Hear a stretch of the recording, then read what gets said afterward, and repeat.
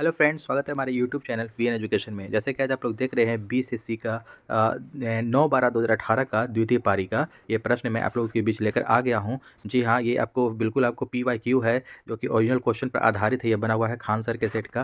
तो प्रथम इंटर स्तरीय जो हुआ था आपको पुनर्परीक्षा को 9 दिसंबर 2018 को, उसी का ये आपको सेकेंड शिफ्ट का है क्वेश्चन। इसमें जो फुल एनालिसिस के साथ मैं आप लोग को प्रैक्टिस करवाऊंगा। तो कहीं भी आपको जाने की जरूरत नहीं है, हमारे चैनल पर बने रहें और प्रैक्टिस करते रहें। हमारे चैनल के प्लेलिस्ट में चैनल के प्लेलिस्ट में मौजूद है, ये बना हुआ है हर नाम से, ठीक है। पीवाईक्यू खान सर का प्रीवियस क्वेश्चन का प्लेलिस्ट बना हुआ है, उस नाम से जाकर के वहाँ पर आपको प्रैक्टिस करें। इसका फर्स्ट शिफ्ट मैंने डाल दिया है, सेकंड शिफ्ट का मैं आज फुल एनालिसिस के साथ करवाऊंगा। तो दोस्तों कहीं जाने की जरूरत नहीं है। जो हमारे चैनल पर विजिट करके नए आए हैं, हमारे चैनल को सब्सक्राइब करें और दोस्तों में शेयर करना ना भूलें, और एक प्यारा सा लाइक और कमेंट भी करते जाए ताकि हमको मोटिवेशन मिलता रहे। तो चलिए दोस्तों, चलते हैं बिना देरी किए प्रश्न की ओर। तो दोस्तों आज का पहला प्रश्न है, सामान्य ज्ञान से यहाँ से करता हूँ मैं। किस राज्य में मिंगौला नदी बहती है? कौन से राज्य में मिंगौला नदी बहती है? जिसका आपको राइट आंसर हो जाएगा दोस्तों गुजरात है। कहाँ बहती है मिंगौला नदी? गुजरात में बहती है। नेक्स्ट क्वेश्चन है आपको 2 नंबर प्रश्न हो जाएगा, राजभाषा कीर्ति अवार्ड 2017 किसने जीता? देखिए 2018 में आपको ये री एग्जाम हुआ था, आपको पुनर्परीक्षा, इसलिए 2017 से यहाँ क्वेश्चन ये जो है आपको करंट 2017 से यहाँ डाला हुआ है। इसको याद कर लेंगे, ठीक रहेगा, रिविजन कर लें। लेकिन अभी करंट आपको अभी का करंट देखना है, 2023 या 2022 से रिलेटेड, ठीक है। तो यहाँ पे क्वेश्चन है कि राजभाषा कीर्ति अवार्ड 2017 किसने जीता? तो 2 का आपको सी हो जाएगा, जवाहरलाल नेहरू मंत्रालय ने जीता। नेक्स्ट क्वेश्चन है 3 नंबर, आग्नेय चट्टान का उदाहरण कौन सा है? देखिए आग्नेय चट्टान का उदाहरण पूछा जा रहा है, तो इसमें से कौन सा हो जाएगा? बालू पत्थर, संगमरमर, क्वार्टजाइट या बेसाल्ट? तो 3 का सी हो जाएगा, क्वार्टजाइट। क्वार्टजाइट जो होता है ये आपको आग्नेय चट्टान का उदाहरण होता है। नेक्स्ट क्वेश्चन है, किसे लाल ग्रह भी कहा जाता है? देखिए लाल ग्रह के बारे में पूछा जा रहा है, तो किसे कहा जाता है? तो 4 का ऑब्वियसली आपको बी हो जाएगा, मंगल को, यानी कि मार्स को लाल ग्रह आपको रेड प्लेनेट के नाम से भी जाना जाता है। शुक्र ग्रह को वहीं अगर देखा जाए तो इसको भोर का तारा या सांझ का तारा भी कहा जाता है। यूरेनस के बारे में विशेषता इसका देखा जाए तो ये इसको लेटा हुआ ग्रह कहा जाता है, यूरेनस को, जिसको हिंदी में हम लोग अरुण ग्रह कहते हैं। क्या कहते हैं? अरुण ग्रह, ठीक है। यूरेनस को लेटा हुआ ग्रह। नेपच्यून हो जाएगा आपको ये, नेपच्यून आपको ये हरे रंग का इसको ग्रह कहा जाता है। क्या? हरे रंग का। कभी कभी इसको पृथ्वी आपको नीला रंग से भी कंपेयर कर दिया जाता है, लेकिन एक्चुअल में ये आपको हरे रंग की ग्रह होती है। नेपच्यून यानी कि वरुण, सबसे दूर का ये आपको ग्रह है। तो दोस्तों ये सब भी साथ साथ याद रखेंगे। चलिए अगले प्रश्न की ओर। तो 5 नंबर प्रश्न है, प्रधानमंत्री की नियुक्ति का प्रावधान संविधान के किस अनुच्छेद के अंतर्गत किया गया है? तो देखिए प्रधानमंत्री की जो नियुक्ति होती है ना, उससे रिगार्डिंग पूछा जा रहा है कि संविधान यानी कि कॉन्स्टिट्यूशन में कौन से आर्टिकल के अंतर्गत अंडर आपको किया जाता है? 72, 75, 73 या 76? तो 5 का आपको सही उत्तर हो जाएगा बी, 75। अनुच्छेद 75 में आपको आर्टिकल 75 में इसी चीज़ का आपको निर्देश दिया गया है, कहा गया है कि प्रधानमंत्री की नियुक्ति के बारे में प्रावधान इसमें शामिल है। नेक्स्ट क्वेश्चन हो जाएगा आपको 6 नंबर, भारत में अवशिष्ट शक्तियाँ किसमें निहित होती है? देखिए भारत में अवशिष्ट शक्तियाँ के बारे में पूछा जा रहा है कि किसमें निहित होती है? केंद्र सरकार में, या राज्य सरकार, या केंद्र एवं राज्य सरकार दोनों में, या स्थानीय शासन में? तो 6 का आपको सही उत्तर हो जाएगा ए, केंद्र सरकार। सिर्फ और सिर्फ केंद्र सरकार में आपको ये अवशिष्ट शक्तियाँ जो होता है आपको उसमें निहित होती है, केंद्र सरकार में, सेंट्रल गवर्नमेंट।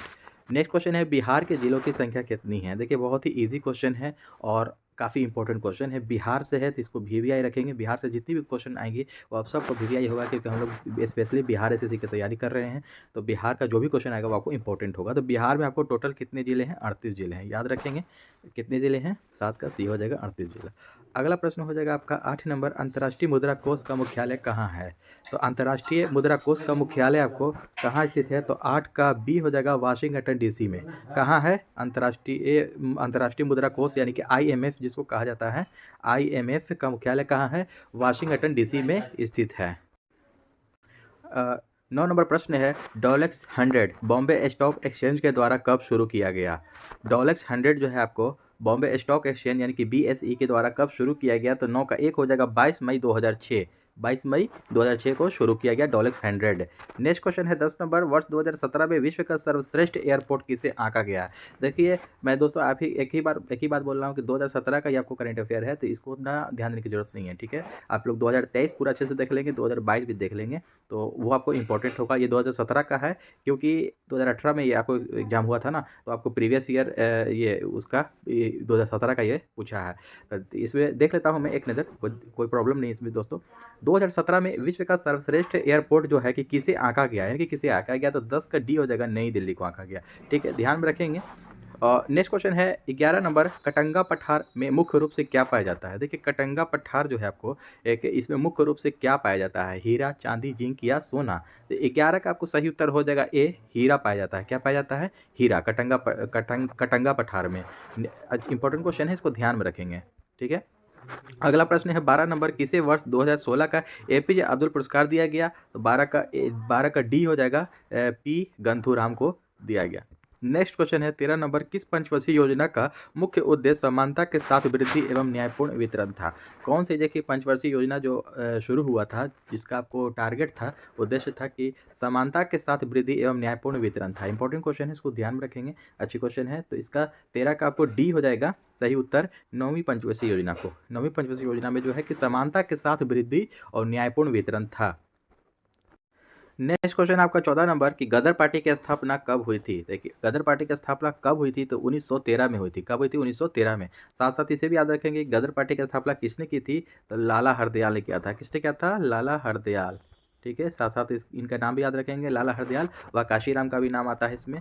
ठीक है, साथ साथ लाला हरदयाल मेन है, तो इसको भी आपको साथ में याद रखना है। नेक्स्ट क्वेश्चन हो जाएगा आपको 15 नंबर, हुवर बांध किस नदी पर स्थित है। देखिए हुवर बांध जो है कि कौन सी नदी पर स्थित है, आपको Columbia, Snake, Rio Grande, Colorado. तो 15 का आपको सही उत्तर हो जाएगा डी, कोलोराडो नदी। ठीक है, डी हो जाएगा, हुवर बांध कोलोराडो नदी पर स्थित है। अगला प्रश्न है, राष्ट्रीय एकता परिषद का गठन किया गया था कब। राष्ट्रीय एकता परिषद का गठन जो है कि कब किया गया था। तो 16 का सही उत्तर है सी, 1961 ईस्वी में। कब, 1961 ईस्वी में राष्ट्रीय एकता परिषद का गठन किया गया था, 1961 में। अगला प्रश्न है, भारत में प्रथम पेमेंट गेटवे रुपए की शुद्धता कब हुई, शुरुआत सॉरी कब हुई। तो भारत में जो है कि प्रथम पेमेंट गेटवे जो होता है, रुपए कार्ड जो होता है, तो उसकी शुरुआत कब हुई। तो 17 का आपको सही उत्तर हो जाएगा बी, 2014, मई 2014 में रुपए की शुरुआत की गई। नेक्स्ट क्वेश्चन है आपको 18 नंबर, स्वतंत्र भारत के प्रथम शिक्षा मंत्री कौन थे। देखिए जब देश आज़ाद हुआ था, तब उस समय आपको प्रथम शिक्षा मंत्री जो होता है कौन थे उस समय, सी राजगोपालाचारी, फखरुद्दीन अली अहमद, मौलाना अबुल कलाम आज़ाद या एन.सी. छागला। तो 18 का आपको सही उत्तर हो जाएगा सी, मौलाना अबुल कलाम आज़ाद को प्रथम शिक्षा मंत्री बनाया गया था स्वतंत्र भारत जब स्वतंत्र हुआ था उसके पश्चात है। नेक्स्ट क्वेश्चन है 19 नंबर, भारत में शून्यकाल कब शुरू हुई थी। देखिए भारत में शून्यकाल जो है कि इसकी शुरुआत कब हुई थी, तो 19 का ए हो जाएगा, 1962 ईस्वी में। ठीक है, इसको इस तरह से आप लोग याद रख सकते हैं कि शून्यकाल की शुरुआत कब हुई थी, 1962 में आपको भारत चीन युद्ध हुआ था। ठीक है, आईसी। ठीक है, इंडिया और चाइना का आपको जो युद्ध हुआ था 1962 में ही हुआ था, उसी समय आपको शून्यकाल की शुरुआत हुई थी 1962 में। 71 याद रखें, 1971 में आपको ये द्वितीय आपको भारत पाक युद्ध भी हुआ था, याद रखेंगे ये सब। नेक्स्ट क्वेश्चन है आपका 20 नंबर, वर्ष 2015-16 के लिए इंदिरा गांधी अवार्ड से किसे सम्मानित किया गया। देखिए 2015-16 में इंदिरा गांधी अवार्ड से सम्मानित किसे किया गया था, तो इसका सी आंसर हो जाएगा टीएम कृष्णा। उतना इंपॉर्टेंट नहीं है, आपको 2015-16 का ये करंट अफेयर है, करंट अफेयर्स है, तो इसको उतना ध्यान में नहीं रखना है।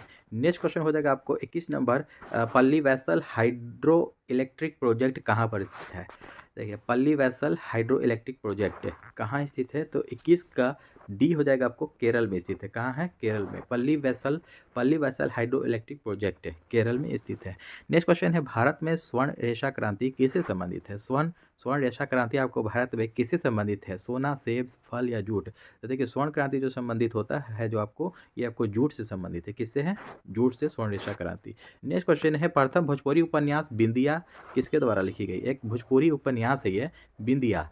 ठीक है, ये किसके द्वारा लिखा गया था, तो इसका 23 का सी हो जाएगा आपको सही उत्तर, रामनाथ पांडे। कौन हो जाएंगे इसको, बिंदिया के लेखक कौन है, ये भोजपुरी उपन्यास है रामनाथ पांडे। अगला प्रश्न हो जाएगा आपको 24 नंबर, कोरिंगा मैंग्रोव स्थल कहाँ स्थित है। देखिए कोरिंगा मैंग्रोव स्थल जो है आपको, ये कोई प्लेस है एक, तो कोरिंगा मैंग्रोव स्थल ये कहाँ स्थित है, तो 24 का आपका सही उत्तर हो जाएगा बी, आंध्र प्रदेश। कहाँ है, आंध्र प्रदेश है। एक साथ साथ ये भी याद रखेंगे कि आपको कुचिपुड़ी जो आपको ये एक नृत्य जो है आपको कुचिपुड़ी, तो ये आपको आंध्र प्रदेश का ही नृत्य है, साथ साथ इसको भी याद रखेंगे। ठीक है, नेक्स्ट क्वेश्चन हो जाएगा आपको, प्रधानमंत्री आदर्श ग्राम योजना कब शुरू किया गया था? देखिए, प्रधानमंत्री आदर्श ग्राम योजना की शुरुआत जो है आपको कब हुई थी? तो 25 का 1 हो जाएगा 2009-10 में। कब?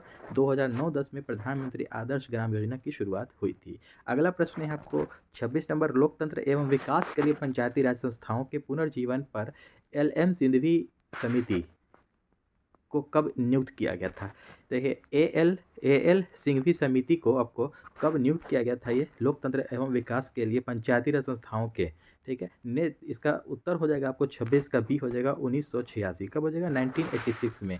नेक्स्ट क्वेश्चन है आपको 27 नंबर, भारतीय संविधान के किस अनुच्छेद में चुनाव आयोग का प्रावधान है? देखिए, इंपॉर्टेंट क्वेश्चन है आपका ये, जो कि हमारे कॉन्स्टिट्यूशन में, इंडियन कॉन्स्टिट्यूशन जो हो गया आपको, उसमें आपको कौन से आर्टिकल में आपको चुनाव आयोग का प्रावधान किया गया है? जो चुनाव आयोग जो होता है उसका जो प्रावधान है किसमें? अनुच्छेद 324 का है कि अनुच्छेद 328, अनुच्छेद 322 या अनुच्छेद 325 है?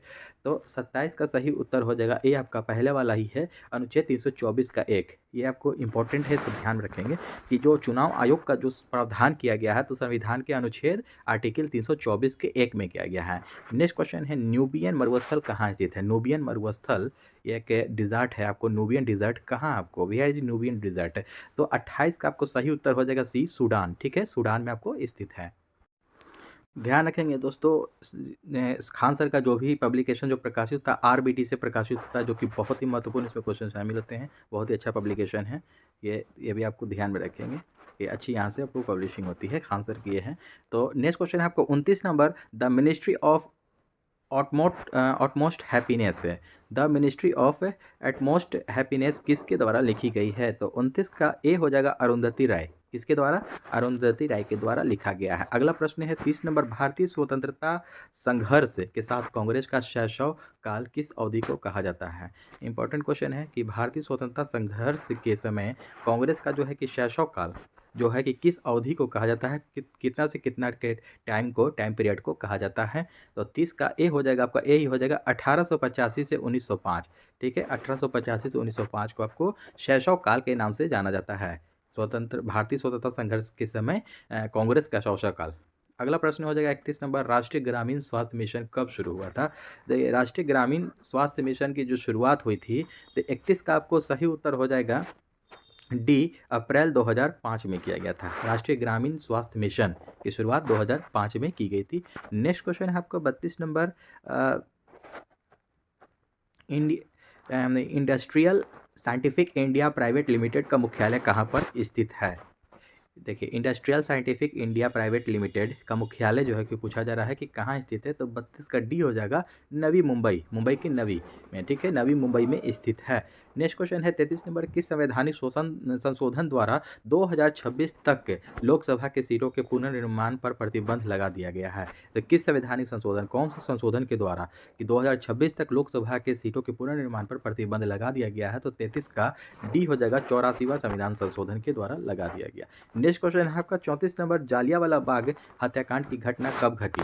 देखिए, जालियांवाला बाग जो हत्याकांड आपको हुआ था तो इसका आपको छोटा डेट भी याद रखना है, तो ये आपको सी हो जाएगा 13 अप्रैल 1919। इसका बड़ा डेट तो सभी लोग को याद होता है, लेकिन छोटा डेट इंपॉर्टेंट है क्योंकि छोटा डेट के साथ ही पूछा जाता है। तो 13 अप्रैल 1919 को जालियांवाला बाग हत्याकांड की घटना घटी थी। अगला प्रश्न है 35 नंबर, समाज में धन के वितरण की असमानता को कम करने में कौन सा सहायक होता है? समाज में धन का वितरण की असमानता को कम करने में 35 का आपको सही उत्तर हो जाएगा बी, प्रगतिशील कर। कौन सा कर, कौन सा टैक्स? प्रगतिशील टैक्स आपको कम करने में सहायक होता है। अगला प्रश्न हो जाएगा 36 number, Akhil Bharatiya badminton association का प्रथम लाइफ टाइम अचीवमेंट अवार्ड किसे सम्मानित किया गया है? देखिए, अखिल भारतीय बैडमिंटन एसोसिएशन का प्रथम लाइफ टाइम अचीवमेंट अवार्ड से किसे सम्मानित किया गया है? तो 36 का ए हो जाएगा प्रकाश पादुकोण को। इंपॉर्टेंट है, याद रखेंगे इसको, प्रकाश पादुकोण को लाइफ टाइम अचीवमेंट अवार्ड से सम्मानित किया गया है भारतीय बैडमिंटन एसोसिएशन का। नेक्स्ट क्वेश्चन है 37 नंबर, इनमें से कौन सी कंपनी नवरत्न कंपनी में शामिल है? तो देखिए, नवरत्न कंपनी में आपको शामिल है, आपको कौन सी शामिल है इसमें? 37 का आपको सही उत्तर हो जाएगा सी, MTNL। MTNL जो है आपको MTNL ये आपको नवरत्न कंपनी में शामिल है, नवरत्न कंपनी में। नेक्स्ट क्वेश्चन हो जाएगा 38 नंबर, हिंदी उपन्यास राग दरबारी किसके द्वारा लिखी गई है?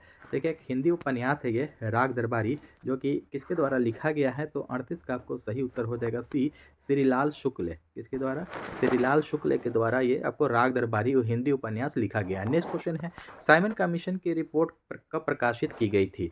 तो 39 का आपको डी हो जाएगा आपको 1930 में। साइमन कमीशन की जो रिपोर्ट जो प्रकाशित की गई थी, तो कब प्रकाशित की गई थी? 1930 में। और यहीं का आपको प्रश्न पूछ जाएगा कि साइमन कमीशन की नियुक्ति कब हुई थी? तो नियुक्ति हुई थी आपको 1927 में, और साइमन कमीशन आया कब था? तो 1928 में आया था। ठीक है, ये सब याद रखेंगे। और लेकिन ये क्वेश्चन कह रहा है कि साइमन कमीशन की रिपोर्ट कब प्रकाशित हुई थी? ये आपको 1930 में रिपोर्ट प्रकाशित हुई थी। ठीक है, नेक्स्ट क्वेश्चन है आपका 40 नंबर, बिहार में चौकीदार कर न देने का अभियान कब शुरू किया गया था? तो बिहार में चौकीदार जो होता है, चौकीदार टैक्स न देने का अभियान जो है कि कब से शुरू किया गया? तो 40 का आपको सही उत्तर है डी, 1930 में ही शुरू किया गया था। ठीक है, चौकीदार कर यानी कि चौकीदार टैक्स जो होता है उसको न देने का अभियान शुरू किया गया था 1930 में ही। भारत में कौन सा राज्य चांदी का सर्वाधिक उत्पादन करता है? देखिए चांदी का सर्वाधिक उत्पादन करने वाला कौन सा राज्य है? तो 41 का आपको बी हो जाएगा, राजस्थान। ठीक है, राजस्थान में आपको सबसे ज़्यादा चांदी की उत्पादन होती है। नेक्स्ट क्वेश्चन है आपको 42 नंबर, भारत छोड़ो आंदोलन के दौरान सचिवालय गोलीबारी की घटना कब हुई थी? के दौरान सचिवालय गोलीबारी की घटना कब हुई थी? बिहार में भारत छोड़ो आंदोलन के दौरान हुआ था। तो 42 का आपको सही उत्तर हो जाएगा बी, 11 अगस्त 1942 को। तो देखिए ध्यान रखेंगे इसको, इस प्रकार हम लोग याद रख सकते हैं। बहुत ही इंपॉर्टेंट क्वेश्चन है क्योंकि बिहार से रिलेटेड है। तो भारत छोड़ो आंदोलन कब हुआ था? 8/8/42। कब हुआ था? 8/8/1942 में हुआ था, 8 अगस्त 1942 को। 3 दिन के बाद 8-3-11, 3 दिन के बाद आपको 11 अगस्त 1942 को बिहार में भारत छोड़ो आंदोलन के दरमियान सचिवालय गोलीबारी की घटना हुई थी 3 अगस्त, यानी कि 3 दिन के बाद। याद रखेंगे 11 अगस्त 1942 को हुई थी। और शुरुआत कब हुई थी भारत छोड़ो आंदोलन? 8/8/42 यानी कि 8 अगस्त 1942। नेक्स्ट क्वेश्चन है आपका 43 नंबर, टिटिकाका झील कहाँ अवस्थित है? ये देखिए इंपॉर्टेंट है, ये आपको लूसेंट का क्वेश्चन है। ये बहुत ईजी क्वेश्चन है कि टिटिकाका झील कहाँ स्थित है? तो 43 का आपको सही उत्तर हो जाएगा ए, बोलीविया एवं पेरू में अवस्थित है। 44 नंबर प्रश्न है, भारतीय संविधान के किस अनुच्छेद में राज्य वित्त आयोग का प्रावधान है? भारतीय संविधान में किस अनुच्छेद में राज्य वित्त आयोग का प्रावधान है? तो 44 का आपको सही उत्तर हो जाएगा ए, अनुच्छेद 243 का 1। अनुच्छेद 243 के 1 में आपको मौजूद है आपको राज्य के वित्त आयोग का। देखिए राज्य के वित्त आयोग का आपको यह है मौजूद। नेक्स्ट क्वेश्चन है आपको 45 नंबर, जुलाई 2017 में 22वां एशियन एथलेटिक चैंपियनशिप कहाँ संपन्न हुआ? आपको एशियन एथलेटिक चैंपियनशिप जो है कि कहाँ संपन्न हुआ? आपको 2017 जुलाई 2017 में 22वां।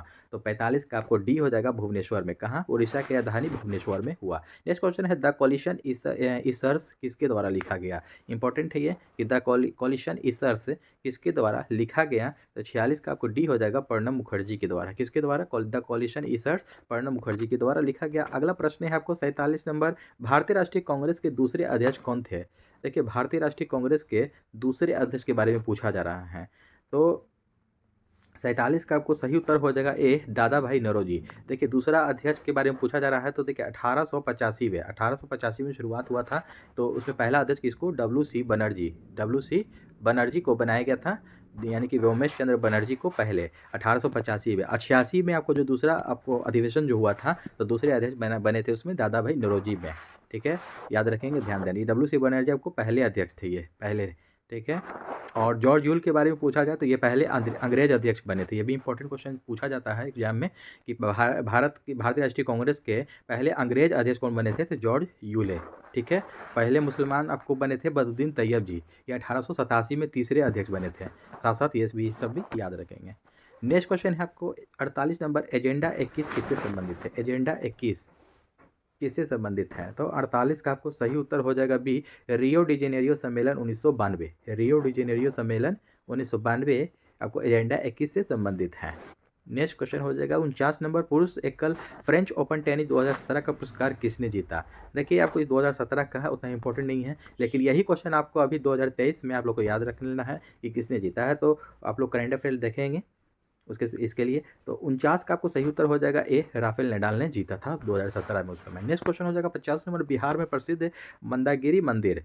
देखिए एक मंदिर है, ये प्रसिद्ध मंदिर है बिहार में, मंदागिरी मंदिर कहाँ अवस्थित है? ये पूछा हुआ, देखिए पूछा ही क्वेश्चन है प्रीवियस ईयर का, ध्यान रखेंगे। तो इस सब टाइप का क्वेश्चन पूछता है। 50 का आपको सही उत्तर हो जाएगा डी, बांका में।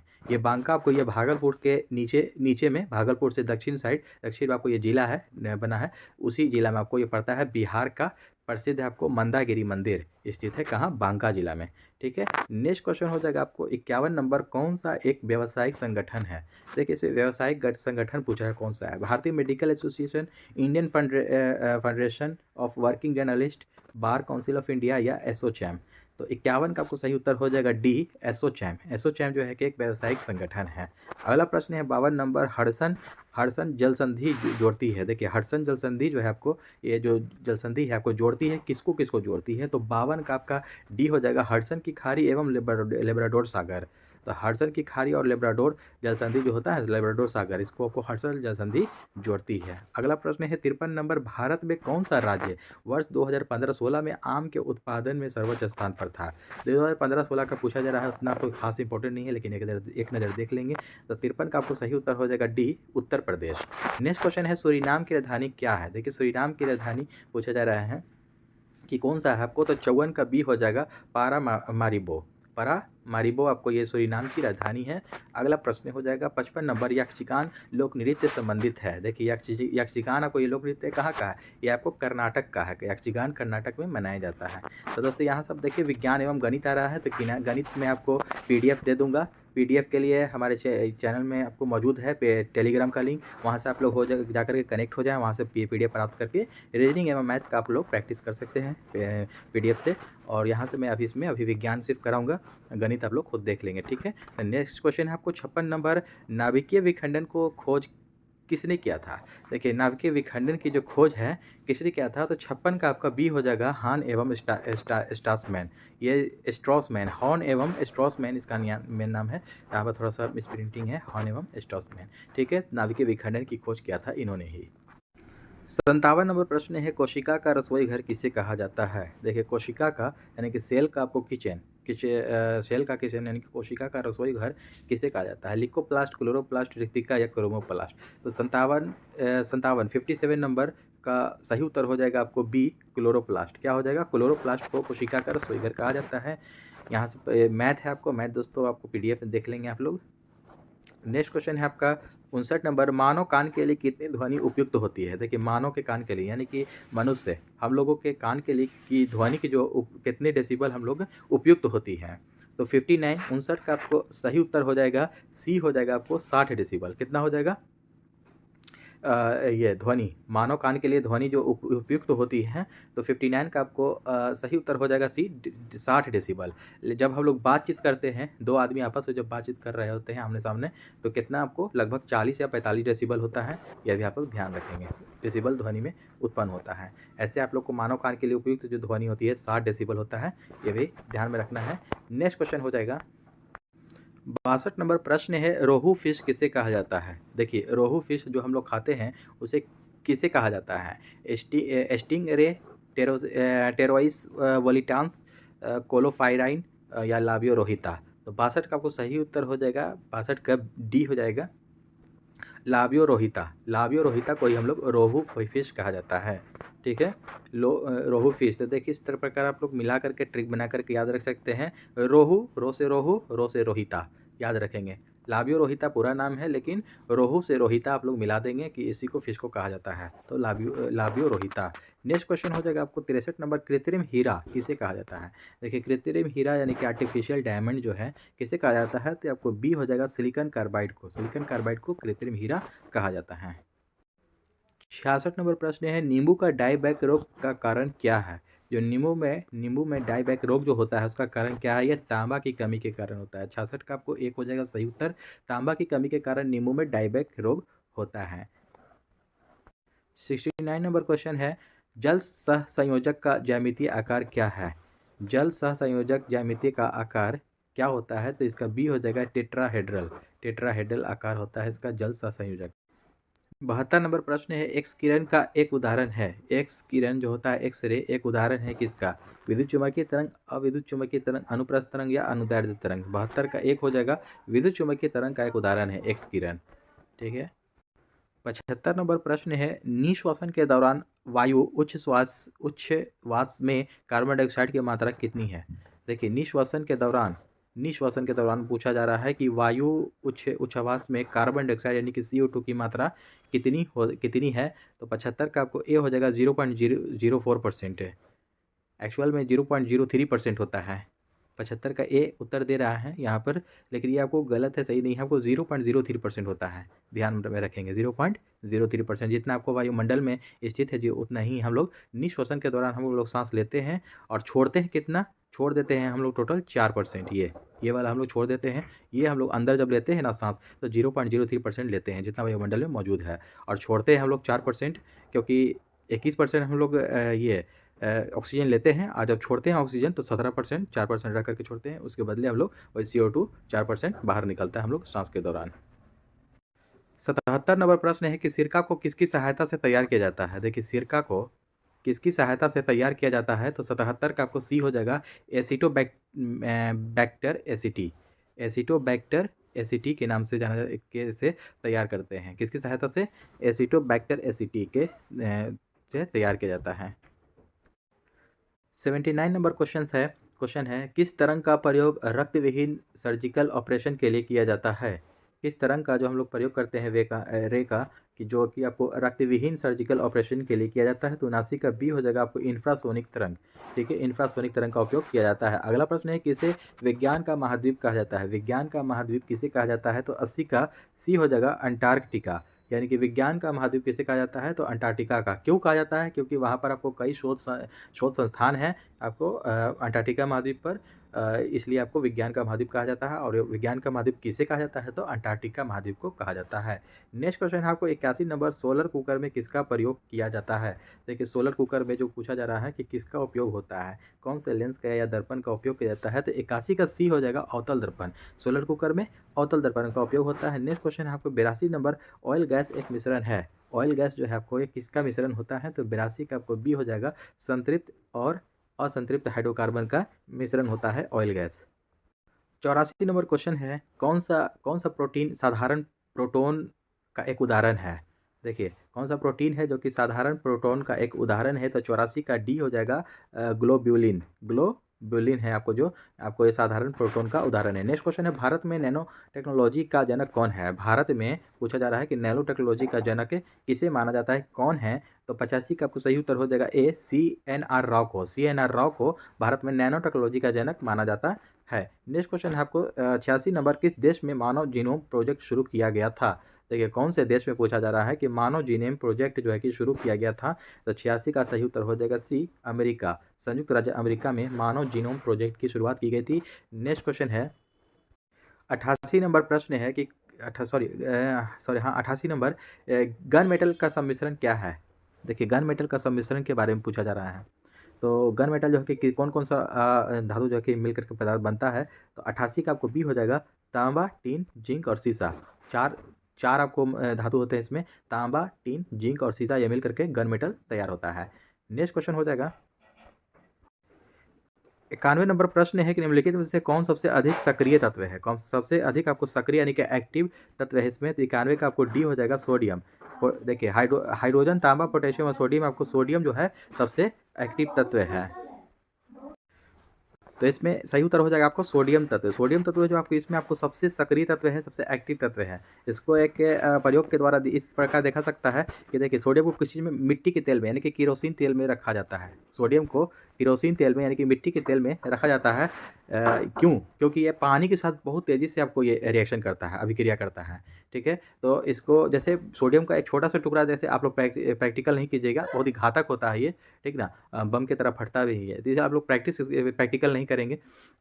ये सोडियम जो है आपको छोटा सा एक टुकड़ा आपको पानी में अगर यदि फेंकेगा, यूट्यूब पर आप लोग देख सकते हैं, इसका वीडियो होगा, तो बहुत तेज़ी से रिएक्शन होता है। इसी के लिए आपको सबसे आपको सक्रिय तत्व है कौन सा? सोडियम। इसीलिए इसको आपको मिट्टी के तेल में रखा जाता है, केरोसिन तेल में, ना कि पानी। जैसे पानी के संपर्क में आता है तो बहुत तेज़ी से रिएक्शन करता है और ब्लास्ट कर जाता है। नेक्स्ट क्वेश्चन हो जाएगा 94 नंबर प्रश्न है कि टॉर्च में किस सेल का प्रयोग किया जाता है? देखिए, टॉर्च में किस सेल का प्रयोग किया जाता है? तो 94 का आपको सही उत्तर हो जाएगा आपको बी, शुष्क सेल। शुष्क सेल जो होता है उसी का आपको टॉर्च में प्रयोग किया जाता है। अगला प्रश्न है 96 नंबर, साइट्रस साइट्रस तेल निकाला जाता है। देखिए साइट्रस का जो तेल है किससे निकाला जाता है? पाइनस से, साइकस से, देवदार से या सिकोया से। तो 96 का आपको सही उत्तर हो जाएगा, 96 का सी हो जाएगा देवदार। देवदार की लकड़ी से जो है ना कि साइट्रस का तेल निकाला जाता है। साइट्रस का तेल देवदार की लकड़ी से प्राप्त किया जाता है। 98 नंबर प्रश्न है कि सॉफ्ट ग्लास किसे कहा जाता है? देखिए सॉफ्ट ग्लास जो है वो किसे कहा जाता है? 98 का एक हो जाएगा सोडा ग्लास को। सोडा ग्लास को ही सॉफ्ट ग्लास कहा जाता है। नेक्स्ट क्वेश्चन है आपका 101 नंबर प्रश्न है श्वेत रक्त कणिकाओं की औसत जीवन अवधि क्या है? देखिए श्वेत रक्त कणिकाओं की औसत जीवन अवधि क्या है? तो एक का आपको सी हो जाएगा 5 से 7 दिन। श्वेत रक्त यानी कि आपको ये बॉडी का ये बॉडी जीवन रक्षक हार्मोन भी इसको कहा जाता है। श्वेत रक्त कणिका को आपको किसे कहा जाता है? जीवन रक्षक हार्मोन। ठीक है, तो श्वेत रक्त कणिका को की जो जीवन अवधि होती है, जीवन काल जो होता है आपको 5 से 7 दिन होता है। और वहीं आपको आरबीसी का जब पूछ लेगा तो आरबीसी का जीवन काल 20 से 120 दिन, कितना? 20 से 120 दिन होता है। और ब्लड प्लेटलेट्स का पूछ देगा तो वो आपको 2 से 4 दिन का होता है उसका जीवन काल। साथ साथ इसे भी याद रखेंगे। नेक्स्ट क्वेश्चन है आपका 105 नंबर और आज का अंतिम प्रश्न है कि अच्छी गुणवत्ता का फ्यूज बना होता है। देखिए अच्छी गुणवत्ता का जो फ्यूज बना होता है, फ्यूज तो कौन सा किसका किसका मिश्रण से बनता है?